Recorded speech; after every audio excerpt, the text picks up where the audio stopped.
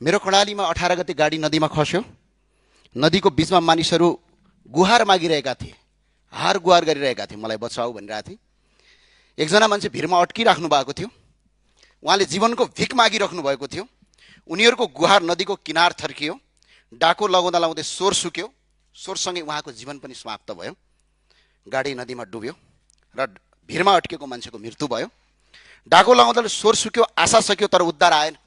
सम्माननीय सभामुख महोदय, त्यही बेला आकाशमा एउटा हेलिकप्टर देखियो, तर त्यो उद्धारका लागि थिएन, मन्त्रीज्यूको सवारीका लागि थियो। सम्माननीय सभामुख महोदय, सरकारका केन्द्रीय मन्त्री कर्णालीको आकाशमा हेलिकप्टरमा घुमिराख्नु भएको थियो, तर यता प्रदेश सभामा भाग पुगेन भन्दै सांसदहरू भागभण्डाका लागि एक आपसमा झगडा गरिरहेका थिए। सम्माननीय सभामुख महोदय, त्यो दृश्य।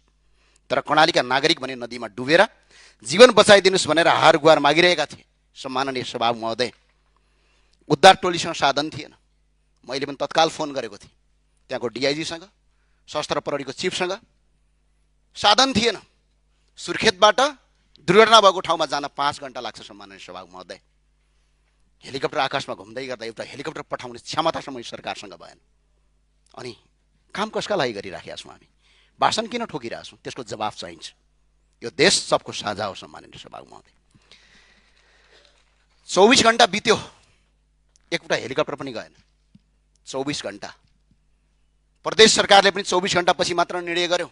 तर आज भिरमा अड्केको मान्छे हामी बचाउन सक्थ्यौँ, तर त्यो मान्छे बचाउन सकेनौँ हामीले।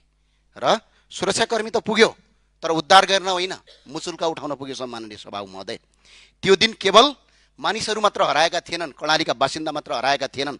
कसैको घरको चुलो सदाका लागि निभ्यो, कसैको आमा आफ्नो बुवा गुम्यो, कसैको आफ्नो आमा गुमायो, कसैले आफ्नो श्रीमान गुमायो, कसैले आफ्नो श्रीमती गुमायो, कसैले आफ्नो सन्तान गुमायो। सम्माननीय सभामुख महोदय, कसैको काख रित्तियो, कसैको भविष्य अन्धकार भयो। सम्माननीय सभामुख महोदय, म यो पीडा केवल देखेर आएको होइन, तपाईँ हामी जस्तो मैले यो पीडा भोगेर आएको, मेरा आफन्त पनि गुमाएको छु सवारी दुर्घटनामा। मैले पनि परिवार गुमाएको छु, त्यसैले यो विषयमा बोल्दा मन टुक्रिन्छ। मैले आज यो कुनै भाषणका लागि भाषण बोलिरहेको छैन। सम्माननीय सभामुख महोदय, मेरो कुरा कसैलाई राजनीतिक रूपमा लाग्न सक्छ, कसैलाई भावुकता लाग्ला, तर जसले आफ्नो मान्छे गुमाएको हुन्छ उसलाई मात्र यो पीडा र यसको मूल्य थाहा हुन्छ। सम्माननीय सभामुख महोदय, म दयाको भिख मागिरहेको छैन। सम्माननीय सभामुख महोदय, यो सरकारसँग र तपाईँसँग र यो संसदसँग। सम्माननीय सभामुख महोदय, म एउटा प्रश्न सोध्न आएको छु र प्रश्न सोध्छु, यो मेरो अधिकार हो र कर्णाली नेपालमा हो कि होइन यसको जवाफ चाहियो। सम्माननीय सभामुख महोदय, आज मन्त्रीहरू हेलिकप्टरमा सैर गर्दा कर्णालीमा नागरिक डुब्दाखेरि उद्धार गर्न नहुने? कर्णालीका जनता यो देशका नागरिक हुने होइनन्? यसको जवाफ सम्माननीय सभामुखले आज दिनुपर्छ। यो संसदमा रुलिङ गर्नुपर्छ।